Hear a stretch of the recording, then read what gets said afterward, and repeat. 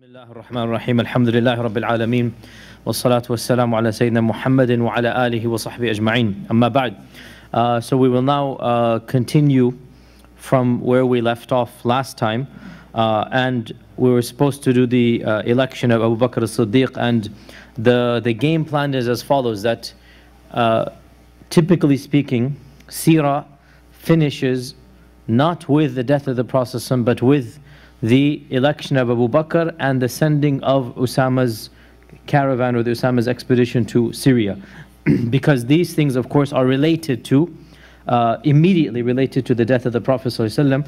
And so we, just to be full and complete, we really do need to go into these issues. And then after that, inshallah, we will start talking about the wives of the Prophet ﷺ and the family of the Prophet ﷺ. And of course, the issue of the death of the Prophet ﷺ and what happens afterwards is extremely controversial between two strands of Islam. And this is where, of course, the Sunni Shia split begins.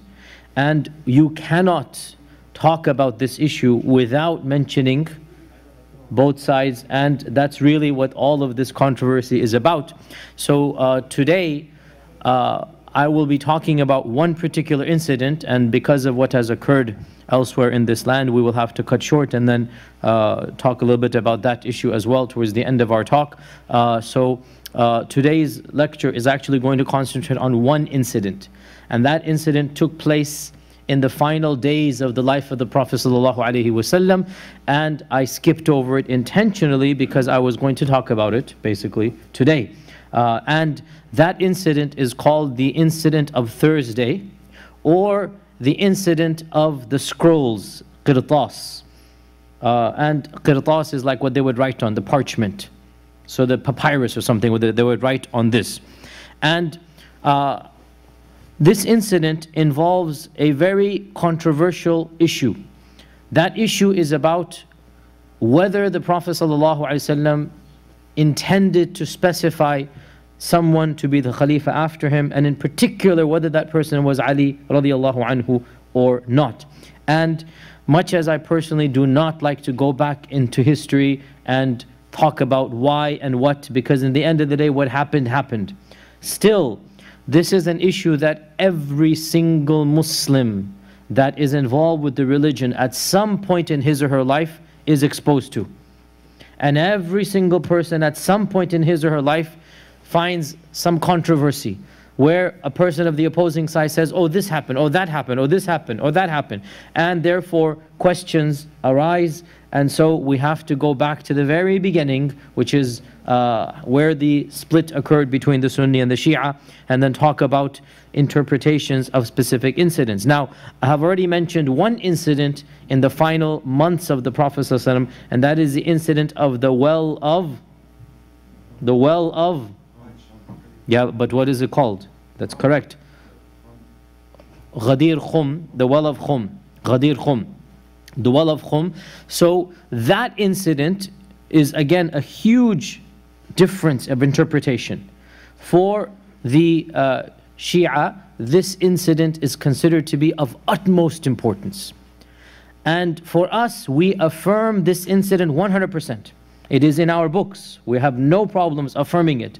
But our interpretation is very different. And that is that when you put it into context, the Prophet was defending Ali and radiallahu anhu, and he said that whoever irritates Ali irritates me, whoever wants to protect me, that, or whoever is my Mawla, then Ali is also his Mawla. So it's very clear that he was criticizing those groups or those people that found fault with Ali, and we have no problem in affirming any of this. And from our perspective, that was never intended to be the Khilafah. And what is this? What demonstrates this is a number of things. We'll just mention two of them.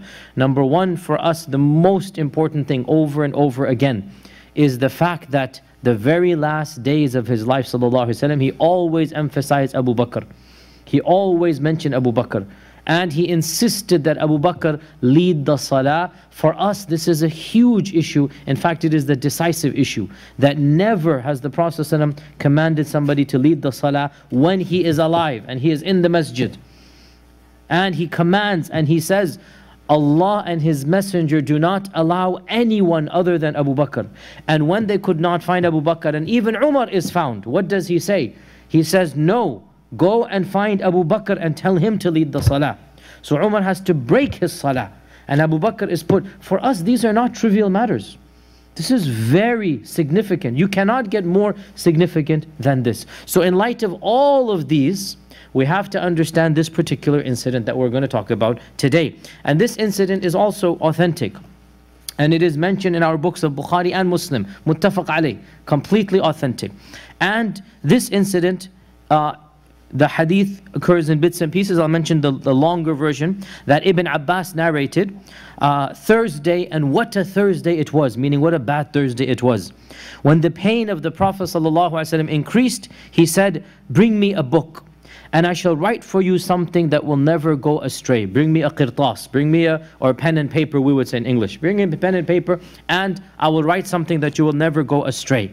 And Umar ibn al-Khattab radiyallahu anhu said, the Prophet sallallahu alaihi wasallam is overcome by pain. He is clearly suffering, and we have the book of Allah, and that is sufficient for us.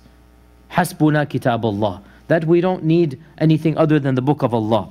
And some others said, it does not mention who is the one who said this in any book of hadith. It is not mentioned. Some others said that the Prophet ﷺ is speaking randomly because of his fever.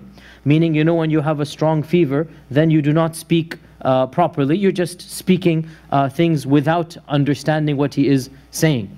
And we don't know who said this. None of the books of hadith mention who said this from the Sunni tradition. The Shia traditions say this was also Umar. But from our books, this is not the case. We do not know who said this.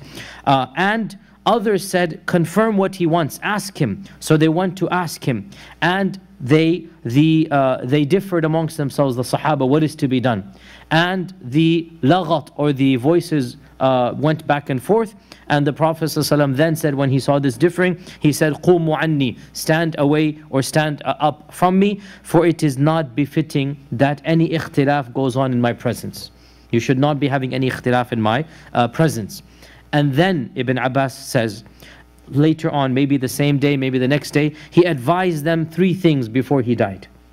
Number 1, expel the mushrikun from Jazirat al-Arab, from the Arabian Peninsula.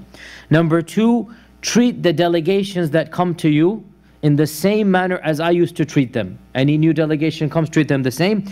And then one of the sub-narrators says, and I forgot what was the third one. I forgot what was the third one. Then Ibn Abbas said, what a calamity. The biggest calamity was what came between the Prophet ﷺ and the writing of that parchment. And this hadith is Bukhari and Muslim, muttafaq alayh.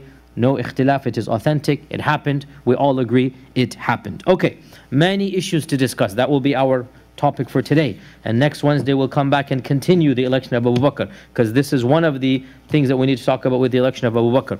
And today we'll talk about this issue, this controversy. And before we get to the actual controversy, there are some tangential benefits that Bukhari radiallahu anhu derived from this hadith. He narrated this hadith in 7 different places in his book, 7 different places.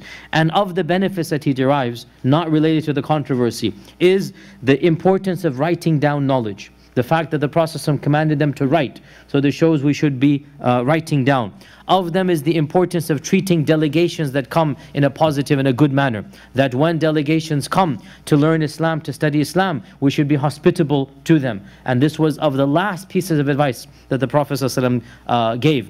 Of the benefits we learn from this incident is that it is not good to differ. And especially in front of the Prophet ﷺ, it was haram to differ. So he said, it is not befitting that differences occur in front of me. And so the Prophet ﷺ always disliked differences, and especially in front of him. And of the etiquettes that are mentioned by Imam al-Bukhari that we derive from this hadith is we should not sit too long when we visit the sick. Because in fact, it becomes a nuisance for the sick person. When we visit somebody, it should be for a quick period of time, short period, find out how they're doing and then move on. So we should not prolong our stay, or else obviously it becomes irritating for the person who is sick. Also, as for the third point that the narrator forgot, Ibn Hajar compiles other ahadith and he says, it seems to indicate one of 2 things. Either The third point was to send Usama's army to Sham, or that his grave should not become an idol, because both of these things are narrated in other versions that he said towards the end of his life, that the Usama's army should go, or that his grave should not become an idol. Now, let's get into the controversy. What is the controversy? The controversy is very simple.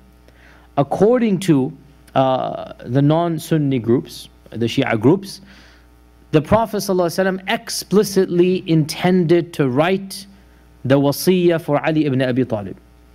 That he wanted to say the person in charge should be Ali ibn Abi Talib. Clear? That is the whole controversy. That because of Umar, according to them, radiallahu anhu, this didn't happen. And Ibn Abbas is saying the biggest calamity, the calamity of Thursday, was the fact that the Prophet ﷺ did not get to write down that Ali should have been the Khalifa. Ibn Abbas didn't say that. But this is the interpretation of the groups, that this was the point. Okay, so today we'll talk about this controversy from three perspectives. Number one, the first one, not perspectives, three questions. The first question, how do we understand Umar's stance? Because Umar said, we have enough, the book of Allah is enough for us. And he diverted the command away to not execute the command. Our scholars have interpreted this in many different ways. And I spent a good amount of time today going over like at least 7-8 different classical scholars, and we'll go over these opinions very briefly. Imam al-Khattabi, one of the early scholars of Islam, died 388 Hijrah. He said that we cannot understand that Umar's statement was meant to imply that the Prophet ﷺ was making a mistake. That's not what Umar meant. Rather, Umar radiallahu anhu saw the pain that the Prophet ﷺ was in, that the high fever, and he feared that he might say something vague or ambiguous that the munafiqun might take advantage of. Additionally, he said, it is well known that the Sahaba would at times negotiate directly with the Prophet ﷺ if the circumstances required, such as what happened at the camping of Badr, such as what happened at the Treaty of Hudaybiyah. And so Umar assumed this was one of those times you can go back and forth. So this is Al-Khattabi's interpretation. Al-Maziri, who died 453 Hijrah and also an early commentator of Sahih Muslim, he says that it appears the Prophet is giving a command, bring me something to write. But, he says, whenever somebody gives a command, there's always signs or indications that could be used to interpret that the command is not a command but a request. And it must be assumed that Umar radiallahu anhu saw something that downgraded the command to a request, and therefore he wanted to go back and forth. And Umar made an ijtihad based upon his assumptions, and he will be rewarded for that. So according to Al-Maziri and Al-Qurtubi, the famous scholar from Cordoba, Al-Qurtubi, for the one from Cordoba, who died 676 al-Hijrah, he also said the same thing, that Umar radiallahu anhu must have seen something in the context, in the circumstance, that he felt that this was not a command. Ibn al-Jawzi as well, who died 595, and Ibn Hajar, they narrated these positions and they agreed with them. That Umar ibn al-Khattab, out of care and concern, he saw something in the pain of the Prophet ﷺ, and he felt that now is not the time to get involved in any type of side issue. Let us leave the Prophet ﷺ alone for his pain and suffering. So there's some circumstance that mitigates the command. And Imam al-Nawawi, the famous Imam al-Nawawi, 676 Hijrah, he comments on this hadith and he says, scholars have unanimously agreed that this incident shows us the understanding of Umar and his excellence and his farsightedness. For he was fearful of something being written down that they could not perform and might have been punished for. And he took the generalities of the Quran, that Allah clearly mentions in the Quran that today I have perfected your religion for you, and that we have not left anything out of the Quran. مَا فَرَضْنَا فِي الْكِتَابِ مِنْ شَيْءٍ. And realizing that the religion was completed at that point in time, he wanted to protect the Prophet ﷺ and ease matters upon him, meaning his pain. And he wanted to protect the ummah from misguidance. And this is also the position of Imam al-Bayhaqi, who died 438, that Umar wanted to make things easy. He saw the suffering of the Prophet ﷺ, the pain, and he simply felt compassion and mercy for him. Now, the point here is that we really, and there's no denying this, that we as Sunni Muslims look at this incident and we are biased. There's no denying this. Just like the other group is also biased. Our bias is what?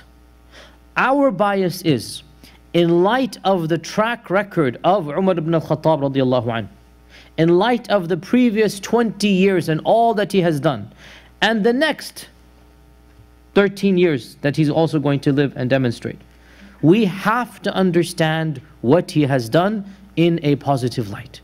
Even if we don't understand the details, we weren't there, we don't know what Umar saw. But there must be a leap of faith, and knowing Umar's past, and knowing what he will do in the future, and knowing all of the ahadith that praise Umar ibn al-Khattab. Of them is the Prophet ﷺ said, if there were a Nabi after me, it would be Umar. Of them is that if shaitan sees Umar coming down a path, he will run away. Of them is that there were people before who were inspired in ummahs. If anybody in the future were to be inspired, it would be Umar. So many ahadith about Umar ibn al-Khattab that are praising him.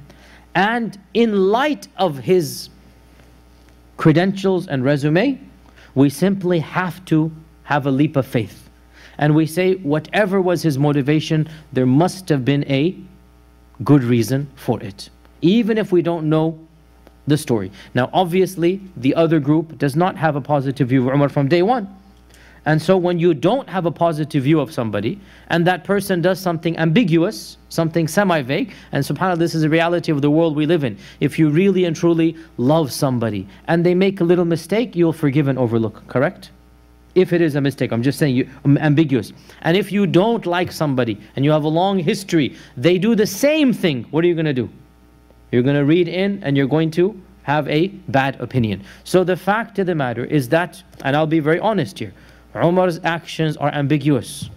We really, personally, I cannot see something that is crystal clear.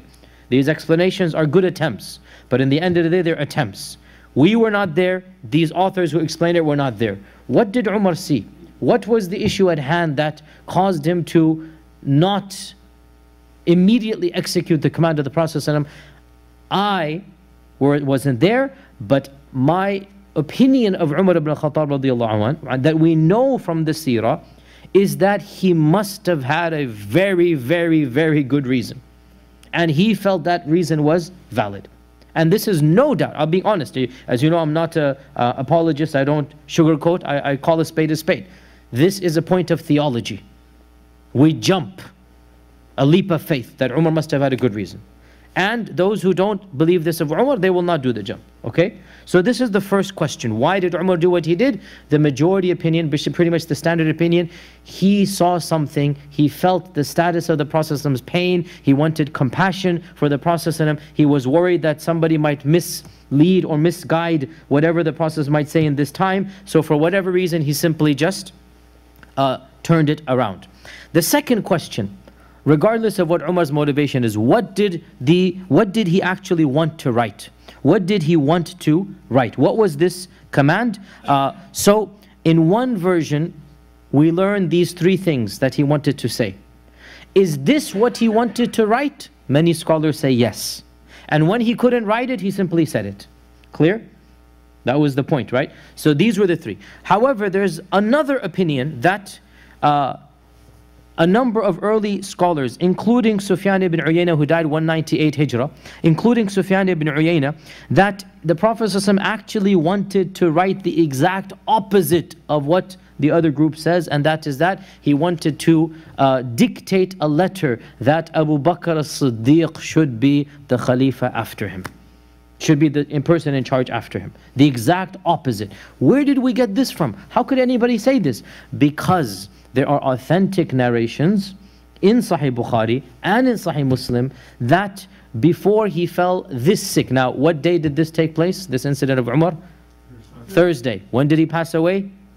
Monday. Okay, so before he fell that sick, in the early part of his sickness, he said to Aisha that, and this hadith is also in Bukhari and Muslim, but it's not on Thursday. This is at least 4 days before. This is in the very beginning of his sickness. Remember I said in the story that Aisha came in and she said, oh, I have a headache, remember? And the Prophet said, oh, but I have the worst headache. That day, that in that incident, the Prophet ﷺ said, call for me Abu Bakr, your father, and your brother, who is Aisha's brother, Abdurrahman ibn Abi Bakr, so that I may write a letter, because I am worried that someone, meaning any person, may desire or aspire for something, meaning leadership, and say, I have more right, but Allah and His Messenger will refuse anyone other than Abu Bakr. Now this hadith is also in Bukhari and Muslim, by the way, right? But it's not the Thursday incident, is it?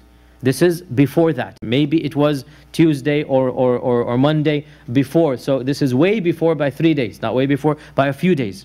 And this hadith is also in Bukhari and Muslim. So one can argue the exact opposite, and this is also the position of Ibn Taymiyyah, by the way. Ibn Taymiyyah, he wrote a 10-volume book, Minhaj al-Sunnah al-Nabawiyya, which is a book where he discusses these differences between the two groups, and he goes into 10 volumes of detail. And in this, he clearly mentions that this letter, this is his opinion, this letter was a letter in favor of whom? Of Abu Bakr as-Siddiq. Okay, so this is the position that Ibn Taymiyyah had in his position, and it was also supported by a number of early scholars. And Allah knows best, it seems to be definitely more evidence than the other opinion. But there are two opinions. So the first one was he wanted to write these 3 things down, which were already mentioned, right? Expelling the mushrikun from Jazirah al-Arab and whatnot. And the second opinion, he wanted to write Abu Bakr's wasiyah. Okay, obviously from our perspective, we cannot follow the other position, that he wanted to write the wasiyah for Ali, because there's no evidence at all for that from our tradition. Now we get to the final question, and then inshallah we'll conclude for today. And the final question is that, can it be imagined that he wanted to write a wasiyah for Ali ibn Abi Talib, and then that was supposed to be on the paper or on the qirtas? Can it even be logically or rationally or textually assumed?